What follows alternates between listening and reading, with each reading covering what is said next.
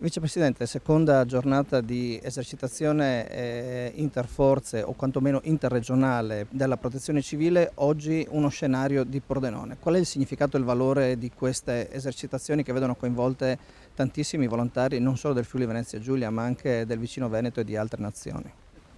Il significato è di una protezione civile che studia, si forma, si esercita per affrontare i rischi che devono sempre essere calcolati.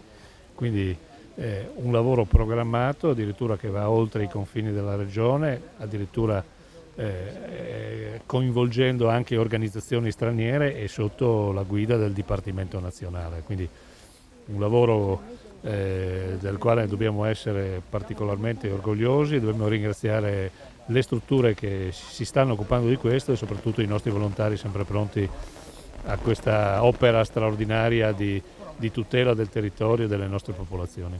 Presente anche il Dipartimento Nazionale che ha scelto il Friuli Venezia Giulia per fare questo tipo di esercitazione, significato e valore di quanto la protezione civile del Friuli Venezia Giulia ha fatto e sta facendo nel tempo. Noi non possiamo altro che essere grati della presenza del capo del Dipartimento Nazionale qui da noi, peraltro insomma, siamo anche credo una garanzia per il sistema, quindi venire in Friuli Venezia Giulia e lavorare con le nostre organizzazioni, con i nostri volontari, credo che sia una base importante proprio per simulare tutte le azioni utili a governare le eventuali emergenze davanti a fatti imprevedibili che possono capitare. Tra l'altro oggi si parla di un rischio idrogeologico, vediamo che stanno costruendo le paratie in un territorio, quello pordenonese, che nel 2003 è stato pesantemente colpito proprio dalle alluvioni.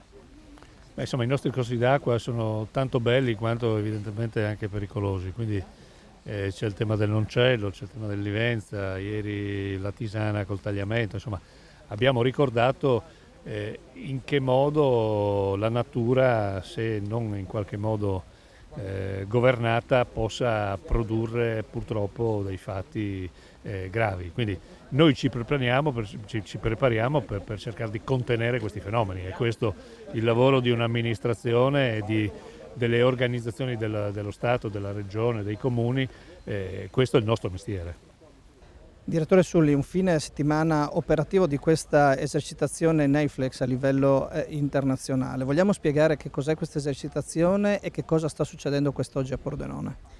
Buongiorno, l'esercitazione è una simulazione di quello che è successo nel 66 e quindi è stata simulata una piena centenaria del tagliamento che ha messo in crisi le zone della pianura, le zone basse, confine fra Regione Friuli e Regione Veneto, e l'interessamento anche del bacino del Livenza e quindi la zona di Pordenone e più giù la parte a monta di Livenza, quindi le due regioni. Quindi coinvolgimento delle due regioni in uno scenario con tempi di ritorno di 100 anni, quindi importante.